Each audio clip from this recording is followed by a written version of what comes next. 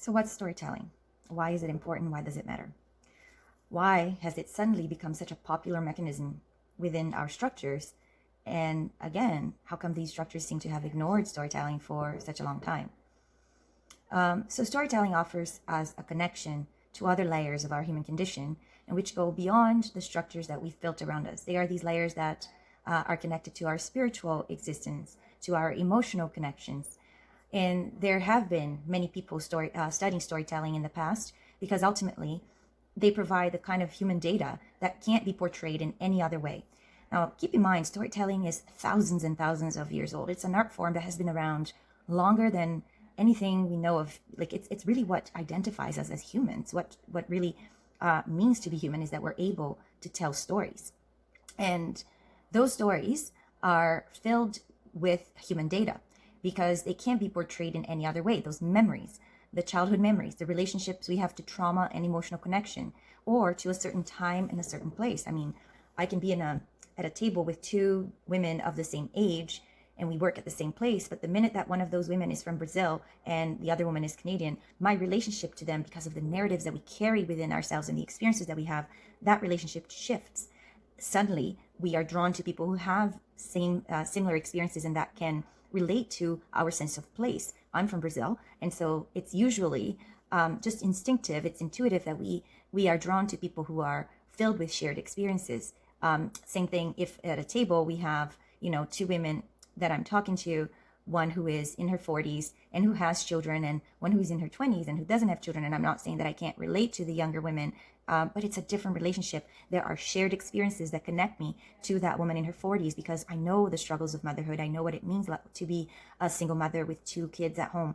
Then those shared experiences end up being fulfilling each other's needs because we can exchange human data in our conversations.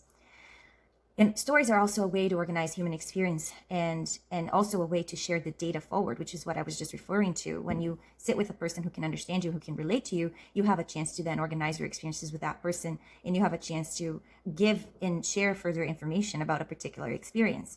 Now, Dr. Clendening and Dr. Connolly, they have written extensively about this, and more so about how stories, they relate to our capacity to go inwards, so reflecting on our inner experience. They also reflect our outwardly experience, so about what happens to us and shapes us from the outside. For example, racism is an external story that can really shape someone's experience, but it's not ingrained in that person. It also offers the relationship to, backwards in time and looking forwards in time. So you can look backward into your memories and you can look forward to your aspirations and design a future based on what kinds of stories you tell. So it's very powerful. It's a very powerful design tool. One beautiful concrete example of narrative inquiry, which is just a fancy name for storytelling in academia, is Michelle Obama's memoir. And if you read Becoming, she does a masterful job at paying attention to her past, but also daring to imagine a future and inviting us to imagine that future with her towards the end of the book, while also reflecting deeply on her personal experiences as well as the outside ones that have shaped us, such as being a Black woman in high-profile institutions in the United States.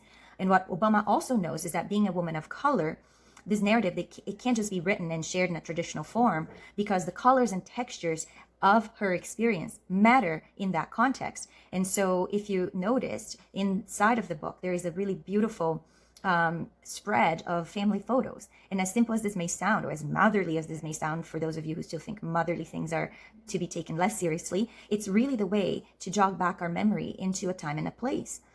So it remediates that narrative. That instead of just releasing a book with only words being written on a page, it gives us something concrete to look at and really fulfill that narrative in a more contextualized way. So storytelling is therefore a tool that is thousands of years old and continues to transcend any structures that we may create, and it will continue to do so. And so hopefully we will start learning to build with stories in mind, instead of trying to build structures that are void and depleted and sterile of human stories, because obviously, as history has shown us, we continue to come through as human beings because that's just what it means to be human. The structures become obsolete, or we defy these structures with our human stories so that we can start inserting ourselves in the structures. I saw storytelling and narrative inquiry as a powerful tool to bridge women of different times and ages and spaces and cultural backgrounds. So I began to study models of storytelling that I could understand other platforms, so that I inspired my own platform called the Light Stories, which is a segment of Feminine Harbor. And I will be talking about that in the future in about two segments.